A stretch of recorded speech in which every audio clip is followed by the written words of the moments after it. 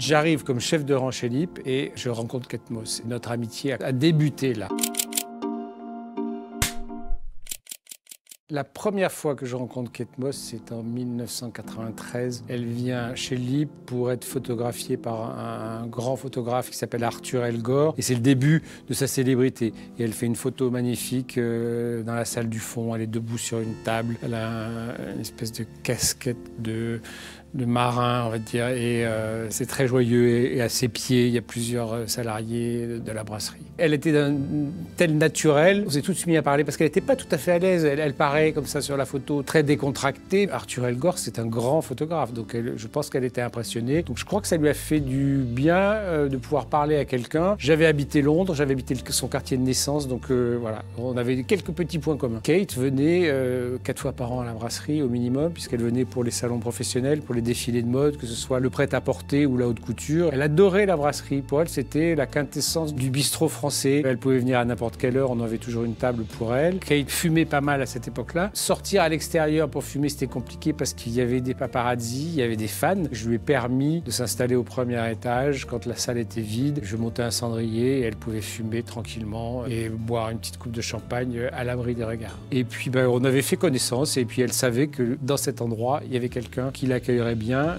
et elle est revenue pour ça. Et je l'ai vue évoluer, je l'ai vue avec ses amis. Elle est venue un soir spécialement et elle m'a dit « il faut que je te montre quelque chose ». Donc elle venait pas dîner, elle est venue me montrer sa bague de fiançailles qu'elle avait reçue la veille. Et elle me dit, je vais me marier tel jour et puis j'aimerais bien que tu viennes. Je n'ai pas osé y aller, mais j'étais quand même extrêmement fier d'être invité à son mariage. Par le Covid, elle n'a pas raté un anniversaire chez LIP. Elle vient avec une bande d'amis, ils sont entre 10 et 12. Dernièrement, elle venait avec sa fille qui avait bien grandi. Et nous, chaque fois, on lui offrait un joli bouquet de fleurs. Parce qu'en fait, elle est adorable avec tout le monde. Elle était gentille, bon, avec moi parce qu'on s'entendait bien, mais elle était fort sympathique avec les autres membres du personnel. C'est quelqu'un de très simple d'accès, très gentille. Le 16 janvier, mon successeur m'a appelé en me disant « Kate Moss vient fêter son anniversaire ». Et donc je lui ai dit offrez-lui des fleurs parce que c'est la tradition, si elle n'en a pas cette année, c'est pas possible. Et pour, entre guillemets, me remercier, elle a refait la photo d'Arthur Elgort dans la salle du fond, debout sur une table, entourée de membres du personnel. Et elle m'a envoyé ça en me disant merci, donc c'était un joli clin d'œil. Chez LIP, il y a plein de monde qui se croisent, le monde des écrivains, le monde du cinéma, le monde de la littérature. Belmondo m'a marqué parce que c'était un client d'une fidélité incroyable. Je l'ai rencontré dans les années 90. Il venait à l'époque avec sa mère qui était quasiment malvoyante et il l'aidait à dîner. C'était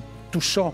Moi, j'avais le souvenir de le voir en cascadeur émérite, les gros bras. Et là, il était un fils aidant et un fils aimant auprès de sa mère, ce qui était très touchant. Et puis, je sais pas, Vincent Lindon, qui vient aussi souvent, c'est un client qui adore cet endroit parce que lui, il aime que les choses ne changent pas. Et il est servi parce que rien n'a changé chez lui. Il y a aussi la politique, Mitterrand venait souvent.